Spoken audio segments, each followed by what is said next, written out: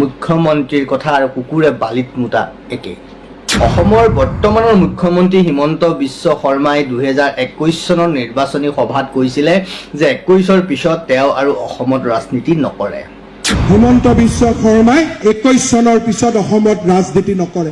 মোৰ পাবলগীয়া হেৰাবলগীয়া একো নাই। কোনোবাই যদি কয় হিমন্ত বিশ্ব শৰ্মাই কিবা হোৱাৰ সপোন দেখি কৰিছে, এইখন মঞ্চৰ পৰাই কৈছো 21 চনৰ পিছত হিমন্ত বিশ্ব শৰ্মা ৰাজনীতিত থকাৰ প্ৰশ্ন উঠে। আৰু এতিয়া হিমন্ত বিশ্ব শৰ্মাই এই মুহূৰ্তত কৈছে যে ঘৈণীয়েকৰ নামত ৰিণিকী ভূঞা শৰ্মাৰ নামত যদি ৰাজ সাহায্য তেওঁলোকে পাইছে, সেয়া যদি প্ৰমাণ কৰি দিব পাৰে, তেতিয়াহ'লে তেওঁ সামাজিক জীৱনৰ পৰা আঁতৰি যাব, সামাজিক জীৱনৰ পৰা অব্যাহতি ল'ব। মই পদত্যাগ কৰিম বুলি কৈছোঁ, ৰাজহুৱা জীৱন ত্যাগ কৰিম বুলি কৈছোঁ, যে যদিহে ৰিণিকী ভূঞা শৰ্মাই এটকাও কেন্দ্ৰীয় চৰকাৰৰ পৰা পাইছে, ইয়াৰ পিছত আমি যে টকাটো পাইছোঁ তাক চেক নম্বৰ RTI মাৰিলেইতো পাব। মাত্ৰ RTI মাৰি দিলেইতো কৈ দিব কোনটো চেক নম্বৰত কোনদিনা টকা পইচা দিছে। কোনোবাই ব্যক্তিগতভাৱে মাটি কিনে, ঘৰ বনায়, ইণ্ডাষ্ট্ৰি খোলে, চৰকাৰী সাহায্য লওক, আমাৰ ক'বলগীয়া তাত একো নাছিলে। কিন্তু কি পদ্ধতি অৱলম্বন কৰা হ'ল তাৰ কাৰণে কিছু সময়ৰ আগতে মই মোৰ ফেচবুক পেজত কেইটামান প্ৰশ্ন কৰিছোঁ। সেই প্ৰশ্নকেইটা যদি আপুনি চায় যে কৃষি ভূমি উদ্যোগীকৰণ কৰিবলৈ হ'লে, মানে শ্ৰেণী পৰিৱৰ্তন কৰিবলৈ হ'লে বিভিন্ন ধৰণৰ পদ্ধতি আছে, আৰু সেই গোটেই পদ্ধতিখিনি কি ধৰণৰ, সেই গোটেই পদ্ধতিটো কৰিবলৈ যাওঁতে তাত কিমান পৰ্যায়ৰ কৰাপশ্যন হ'ব পাৰে, কিমান পৰ্যায়ৰ দুৰ্নীতি হ'ব পাৰে, হয়নে?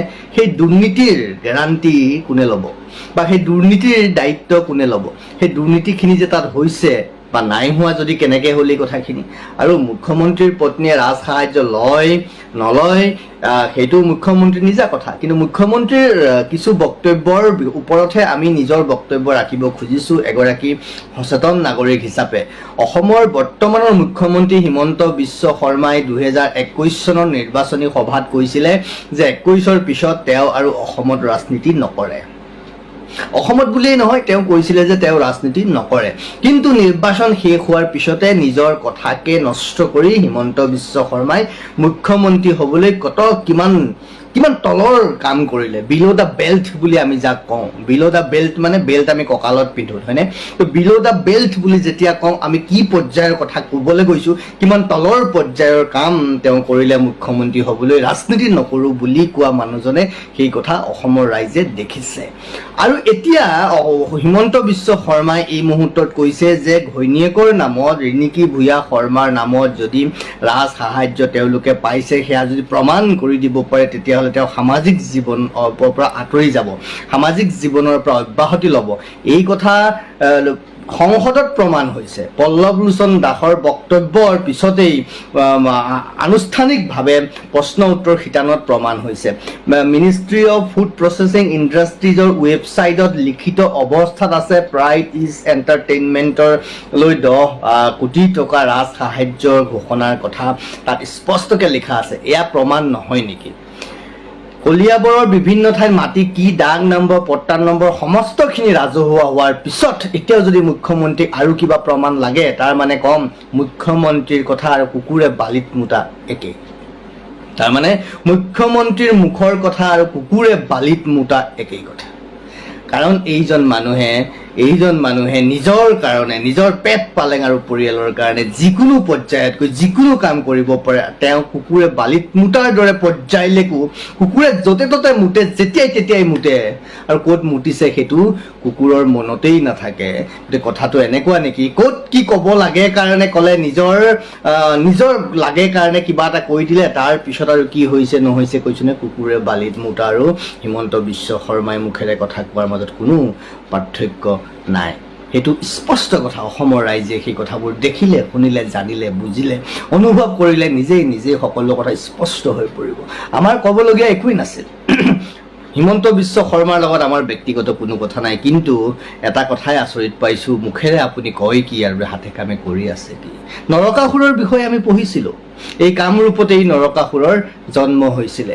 নৰকাসুৰে কেৱল নিজৰ কাৰণে তান্ত্ৰিক শিকি লৈ পেলাই, তন্ত্ৰ শক্তিক তন্ত্ৰ শক্তি শিকি লৈ তন্ত্ৰ সাধনাৰ বলত কিমান শক্তিশালী ক্ষমতাৰ অপপ্ৰয়োগ কৰি শেষত নৰকাসুৰৰ কি পৰিণতি হ'ল সেয়া আমি জানো। আজি আমি এই কামৰূপৰ ভূমিতেই পুনৰ এজন অসুৰক দেখা পাইছোঁ, হয়তো নৰকাসুৰৰ বংশধৰ কোনোবা। মই এই অসুৰৰ নাম হিমাসুৰ ৰাখিব খুজিছোঁ।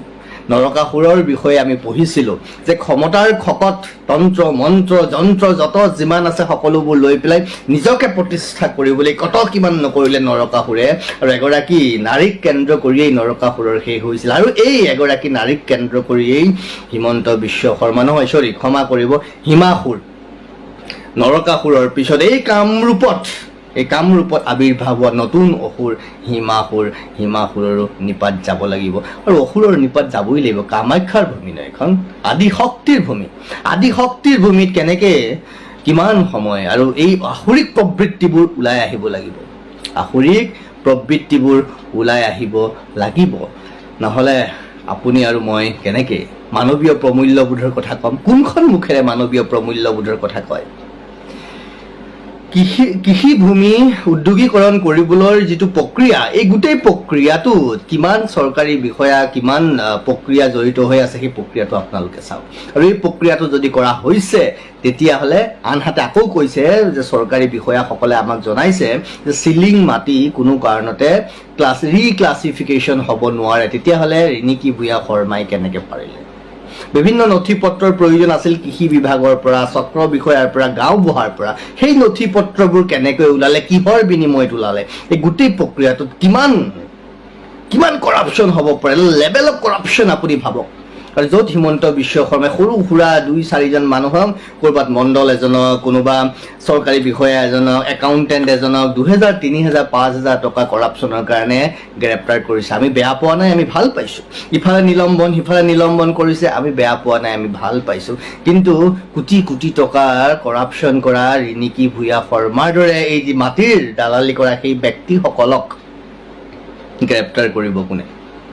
কেতিয়া আপুনি গ্ৰেপ্তাৰ কৰিব?